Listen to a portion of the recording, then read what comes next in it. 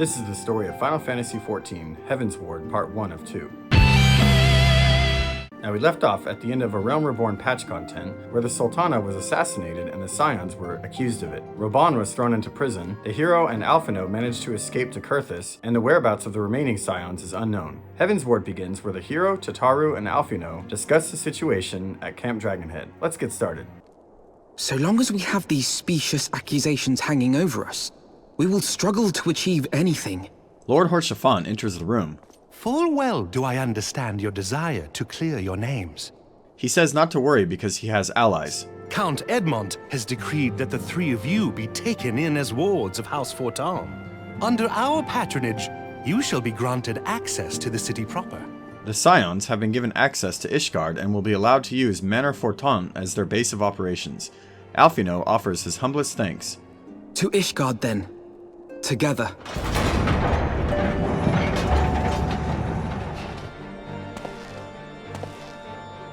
Haurchefant brings the hero to Manor Fortan and introduces him to the Count. I, Count Edmond de Fortemps, do bid you welcome. My home is your home. My companions and I are deeply honored, Count Fortemps. Consider it an expression of our gratitude for your service to Ishgard. The Count says housing the Scions may raise concerns in Ishgard, but he's confident they will earn a good reputation here. The house manservant takes them on a tour of the city. They see the cathedral and learn that Ishgard is a theocracy, and they learn about the legendary Knights 12 who, led by King Thordan, defeated the dragon Nidhogg and founded this nation. They also visit the Forgotten Knight, a local tavern, and they learn about the Broom, which is the bad part of town where criminals rule the streets. Tataru chooses to spend more time at the Forgotten Knight while the others head back to Manor Fortan. Back at Manor Fortan, the Count talks about the damages and lives lost to the Dravanian invasion, and Alphinaud offers to help where he can. The Count says the hero could be of use by aiding his two sons. This stings the older son's pride, and the Count chastises him for speaking about it in front of the hero. Alphinaud stays behind to help with negotiations and other matters of business. The hero is then available to help the two brothers. He starts with the younger brother Emmanellain. Emmanellain is a bit eccentric, at times goofy. He says as the younger brother he lives in the shadow of his older brother and he wants to impress him with his deeds. He wants to assist House Heresy in the Sea of Clouds, but tells the hero it would spoil the fun if he told him what they'll be doing when they get there. The hero and Emmanellain fly to the Sea of Clouds, docking at Camp Cloudtop. Upon arrival, Emmanellain introduces the hero to Laniette. She's the sister of Lord Francel, who the hero stopped from being executed in the past. She's aware of this and admires the hero, but doesn't esteem Emmanellain so highly. She asks the hero to assign him to something out of the way to keep him preoccupied. The hero asks Emmanellain to stand in a remote location and keep watch for Dravanian outliers.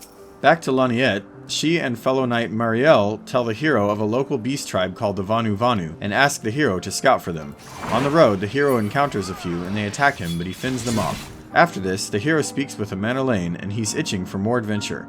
Laniette suggests he fetch a water crystal they need, and he runs off to do it. The hero follows him, and Emmanellain says he wants to make it a competition to see who can find the best crystal. The hero goes and finds a really nice one. He returns to show off his crystal, but Artoirel, Emmanellain's manservant, is flustered and says Emmanellain has been captured by the Vanu Vanu. He takes the hero near their village and begs him to rescue Emmanellain. The hero fights his way through the beast tribe's village and finds Emmanellain bound in rope. He rescues him and they are chased by the chieftain as they leave. The Lord Haurchefant arrives to help. Anger of Honu, chief of mighty Vundo, royals like blackest storm clouds. Offer netherlings to the white! Cloud sea swells, and he comes!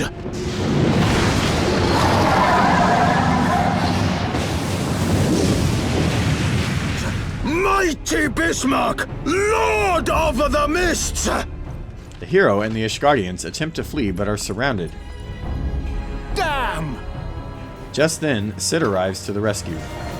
All aboard!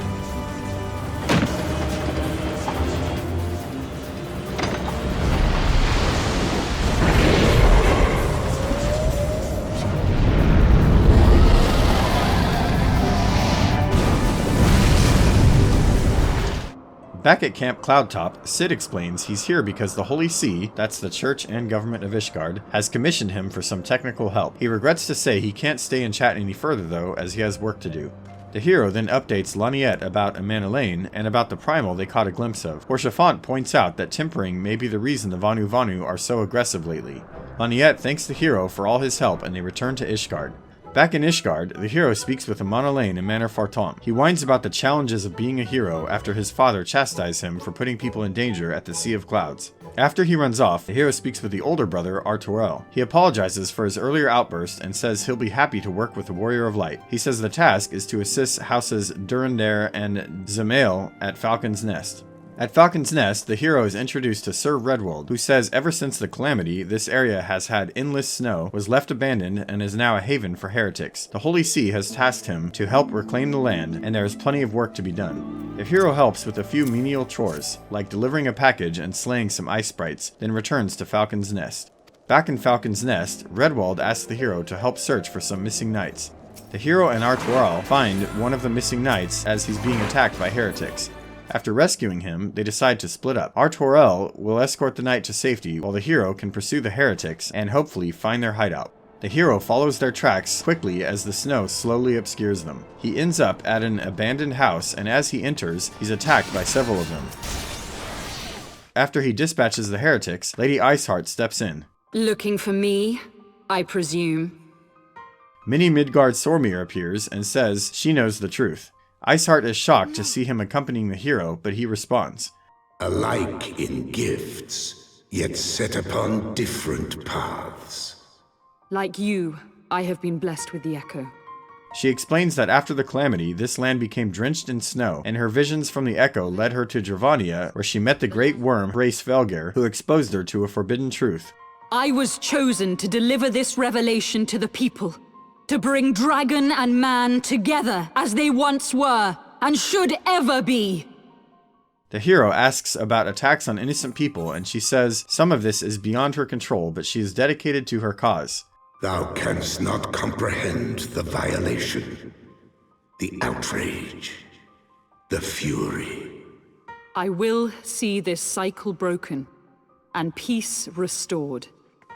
She leaves, and the hero meets Artoirel outside.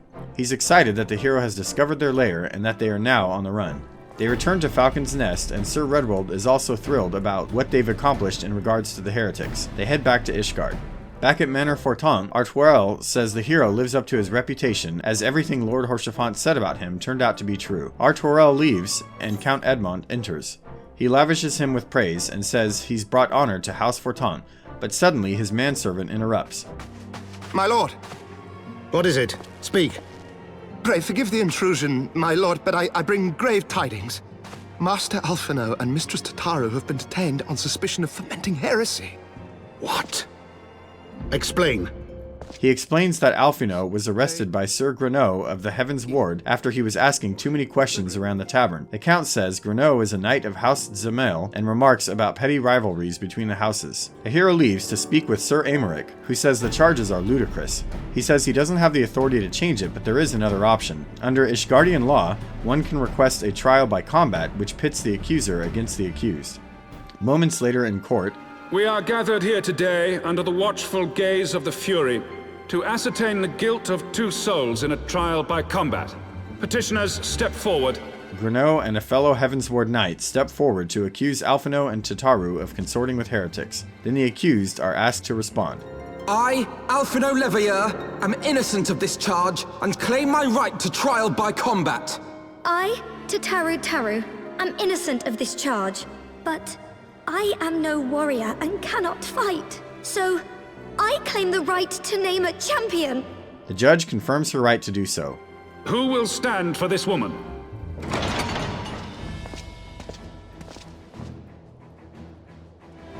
Come, my friend. Let us put an end to this mummer's farce. O Halone, render unto us your judgment. Raise up the righteous and cast down the wicked. Combat ensues, and the hero and Alphinaud emerge the victors. They are set free, and Haurchefant is happy for them as they leave for Manor Forton. Back in Manor Forton, the Count and his sons are excited about the hero's victory. Then the manservant steps in to say the Archbishop of the Holy See wishes to meet the hero in person at the vault.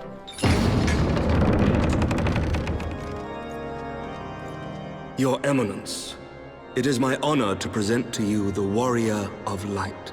I have heard the tales of your many grand endeavors.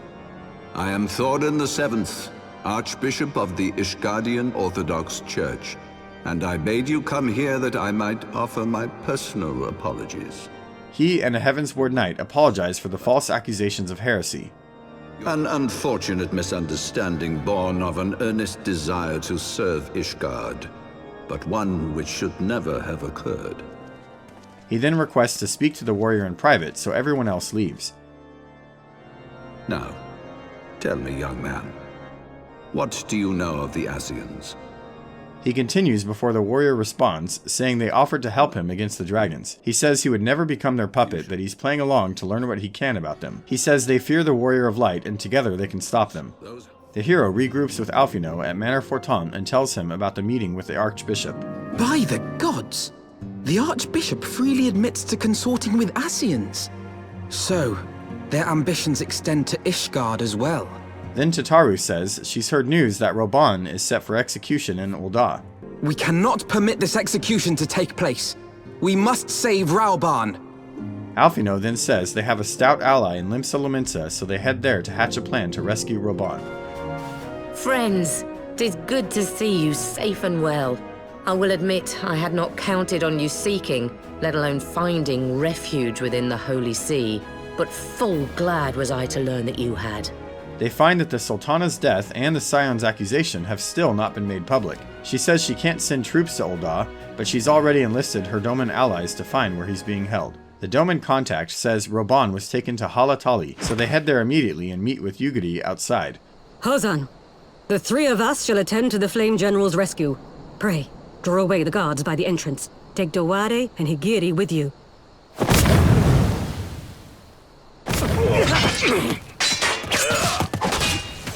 The three of them enter Halatali and fight their way through the Crystal Braves to Raubahn.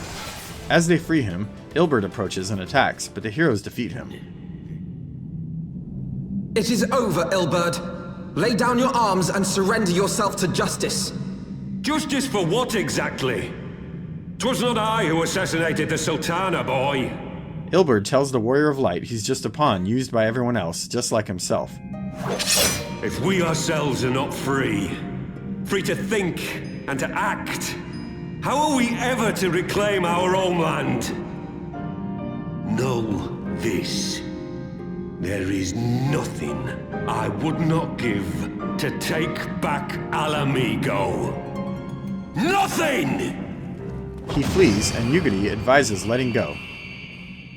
No, Master Alphinaud. Now is not the time. Know this, Ilberd. There is nothing I would not give to see you pay for what you've done. Alphinaud says the Sultana's death has not been made public, and Raubahn says he's completely in the dark about everything. Alphinaud suspects the Sultana is still alive, but they stop conversation to escape the prison. Outside, a mysterious stranger approaches, and the heroes draw their weapons, but he insists he's an ally sent by Urianger to escort them to safety. They end up at the Waking Sands. My dearest friends. A well-dressed woman enters, saying she arranged this meeting and the Sultana is still alive. And judging by your perplexed expressions, it would seem introductions are in order. I am Dulala, head of the Order of Noldthor, and member of the Syndicate. What you said about the Sultana, is it true? Is she alive? You are all victims of a most ingenious ruse. She says Teleji Adeleji plotted the assassination, but Lolorito interfered and switched the poison to subdue but not kill her, thus manipulating Raubahn into murdering Teleji. I will never forgive Lolorito for his part in this. Though Lolorito's hands are far from clean, they did pluck her grace from the jaws of death. That must count for something. She says it's time to restore balance and order to Ul'dah. I am content to let Lolorito help himself to whatever Teleji Adeleji left behind. You, meanwhile, must do that which you alone can do. Rescue her grace and take your place at her side once more, for her sake and that of our nation. Just after she departs, Alphinaud's link pearl rings. The Dravanians are planning to assault Ishgard, so he says they must return immediately. The Count apologizes for the urgent call and says though the Dravanians are gathering for an assault, he has promised to protect the hero and thus does not request his aid. He only called him here because they may need to find a new place to stay. Discussing outside, Alphinaud says Ishgard cannot withstand another assault, and Tataru says it's not like the dragons and humans are on speaking terms. This reminds Alphinaud of the one person they know who does regularly communicate with dragons. If we can persuade Iceheart to act as our intermediary, we may yet be able to convince Nidhogg to abandon his bloody course. If there is to be a meeting, I would accompany you. Estinian. Estinian joins the group and says if it doesn't work out, he and a warrior of light can slay the dragon. I should only turn to your lance if my words failed to find their mark. Is that clear? He agrees and says they have to keep quiet about working with Iceheart since she's a heretic. They speak with Sir Aymeric. We believe there is a chance the invasion might be halted before it even begins. He says he can't reveal their plan yet, but he asks that the Holy See refrains from any preemptive strikes. Sir Aymeric presses for more info, but Estinian chimes in and says even if it doesn't work, it will delay the assault and Ishgard will have more time to prepare. Go then. Carry out your plan. I shall do what I can for you within the Holy See. Meanwhile, the Archbishop speaks privately and confidently with a Heavensward knight about crushing the dragons with their divine blade. And when we have rid the world of their pestilence, we shall turn our attention to our Ascian allies. He says the risk of allying with the Ascians is worth it, and also to let the heroes carry out their plan without interfering. Just before they depart, Tataru gives Alphinaud a new, warmer outfit for his travels. The heroes search for clues of Iceheart at the abandoned house from earlier. They find notes that make reference to the Ak'Afa amphitheater where the hero fought Shiva. At the Ak'Afa amphitheater, the heretics draw their weapons and refuse to listen to Alphinaud's attempts at parley. Defeated, the heretics retreat to the Cinders. Estinian explains that he's familiar with the Cinders. It's an island consisting of a gigantic dragon that was enchanted to sleep 500 years ago and has since been covered in layers of ash and snow. Before going there, they ask nearby knights for more info on the heretics, and a knight named Periquet says he's seen the heretics signal to each other with purple smoke made from yak hides. The hero gathers some and makes the purple smoke. Lady Iceheart approaches. Forgive my comrades their hostility. Few come here uninvited, and fewer still with good intent. The hero explains that they wish to parley with Nidhogg. Iceheart says they have no idea what the truth is that the Holy See is hiding, and begins to tell the story. 'Twas more than a millennium past when an Elizan tribe first sought to claim the lands of Coerthas as its home. She says the land was already occupied by dragons, and thus a long, bloody war broke out, but a woman named Shiva changed everything. She befriended the dragons and found them intelligent and reasonable, and in time, she and Hraesvelgr fell in love. But to an immortal dragon, her life would be over in a glimpse, so she insisted that he consume her so that their souls could be bound. In the days that followed, man and dragon learned to live in harmony, and together built a nation unlike any the world had ever known. This peace lasted 200 years. But as people realized the immense power of the dragons is contained in their eyes, a band of traitorous knights took one by force from the great worm Nidhogg. And until he prizes it from the hands of the traitor's progeny, no amount of conciliatory words will stay his fury. You are wrong, Lady Iceheart. Estinian says the history may be correct, but he carries the dragon's eye freely around Coerthas, yet the dragon doesn't pursue him as he used to. Now, it would seem, he has fixed his attention on Ishgard itself, though he knows full well the eye does not reside there. Through the eye, Estinian is in tune with the dragon's feelings and says he has gone mad. Alphinaud suggests they seek parley through Hraesvelgr instead. Iceheart agrees to help, and the hero is struck with a vision.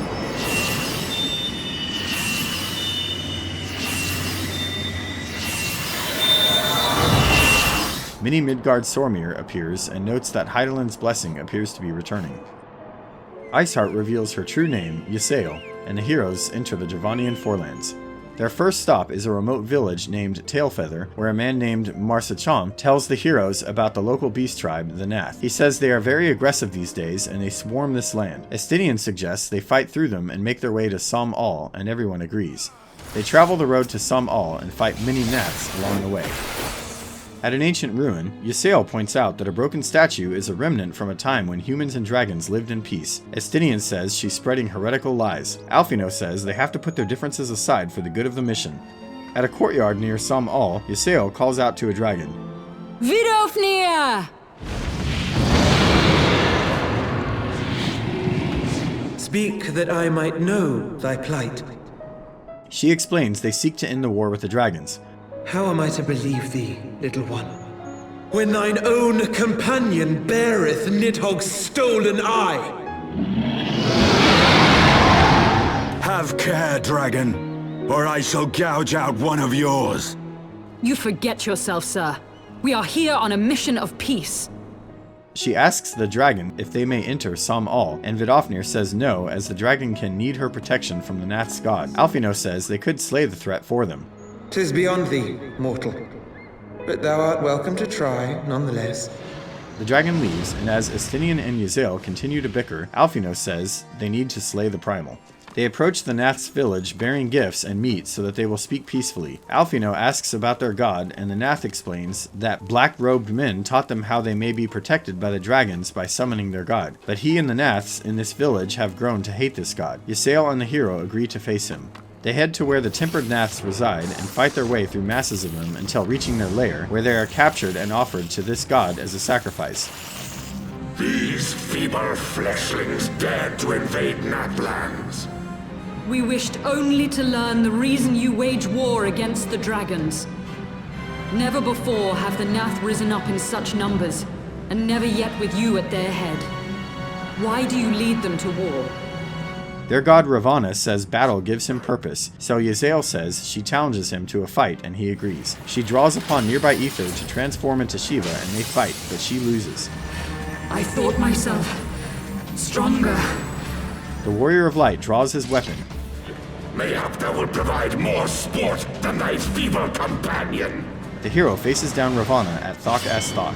The battle is intense, but the hero defeats him. I do begin to see why so many place their faith in you. Come, let us return to Vidofnir and share these glad tidings. An onlooking Ascian ponders the slaying of primals. At their bidding, warring gods will shake the firmament, and your world will be consumed in the swelling storm of chaos. Returning to Alphinaud and Estinian, they are thrilled to hear the good news and the group heads back to Vidofnir. Vidofnir is in disbelief at what they've accomplished, but she holds her end of the bargain and allows them to pass into Sohm. The heroes fight their way through Sohm, slaying various hostile dragons. The hero has another vision of a crystal going bright again, and the party enters the churning mists. Just as they arrive, they spot a Mughal who flees into a cave. After searching and being unable to find him, the party decides to go to Gridania and ask Connie Cinna for help. They explain their mission to Connie Cinna, and then Kuplo Kop joins the conversation. He's excited to journey with the heroes to meet them, and Connie Cinna herself joins as well. The heroes are now joined by Kuplo Kop and Connie Cinna back at Mogholm in the churning mists. Connie Cinna calls out to them, offering a glowing light. Dozens of Mughals come out of hiding and greet the heroes. They are just as surprised to see Kuplo as Kuplo is to see them. Neither knew of the other group of Mughals' existence. Pleasant as they are, they do not trust the heroes, so the heroes set to work to earn their trust. They are given 3 trials, all of which are easy tasks like picking herbs and killing a small but hostile creature. Returning from the trials, the Chief Moglin tells everyone to gather for an announcement. He then tells them he already trusted them since they were accompanied by Kuplo Kop. He just wanted to keep them preoccupied while they prepared their horn. They give the hero the horn and say if he blows it at the summit, Hraesvelgr will appear and speak to him. Connie Cinna and Kuplo Kop say their goodbyes and head home. The heroes head for the summit. Along the way, they encounter and dispatch many lesser dragons. Unfortunately, as they approach, it's just too windy for the horn to be effective, so they break to make camp and wait for the morning. Tensions between Estinian and Ysayle continue to rise as he's eager to slay dragons, while she wishes to bid for peace. The following morning, they blow the horn and Hraesvelgr approaches. Alphinaud is astonished at how they all hear dragon words, while somehow in their minds they understand what he's saying. Ysayle approaches and mentions Shiva, which infuriates the dragon, and he tells her not to speak her name. But speak it I must! I have summoned Shiva's soul from the beyond and offered myself as her vessel. She has made her heart known to me. He says she doesn't know Shiva's heart, and she's wrong. Do you not see, my love? I am Shiva reborn! He says the spirit she conjures is a shade of Shiva created in her own imagination, and she is not Shiva reborn. Be that as it may, Lord Hraesvelgr, Ysayle's desire to heal the rift between man and dragon is real, and it has borne us this far. Alphinaud says they're here to make peace. Hraesvelgr says humankind is treacherous and then gives some history. 1200 years ago, Shiva gave her sacrifice to make peace between man and dragon. 200 years later, the selfish king Thordan ambushed the dragon's sister with a band of knights. They slaughtered her and devoured her eyes. Nidhogg sought vengeance and attacked the knights, killing Thordan, but the other knights severely wounded Nidhogg. The immortal dragons will never forget the betrayal, even long after Ishgard is gone. Estinian has his doubts. But tell me, dragon, why should I believe your version of events? Hraesvelgr doesn't care what he believes. He knows it to be true, and he says they will hunt Thordan's kingdom to extinction. He also says all Ishgardians possess a sliver of his slain sister's essence, and that drinking dragon's blood awakens them to the dragon's plight. Nidhogg plans to kill or make defectors of the whole kingdom. I have borne witness to such a transformation. Looked on as a heretic assumed the shape of a dragon. Estinian now understands Nidhogg's intentions. He has no intention of winning the Dragonsong War, for it is no war at all, but vengeance, an eternal requiem sung for his murdered sister. Despite their pleas, Hraesvelgr says it's not possible to change Nidhogg's mind. Their history may seem distant to mortals, but to the eternal dragons, it's as though the betrayal is ever in the present. And part 1 of the Heavensward story ends there. If you want to see what happens next, check out the Heavensward story part 2. See you next time.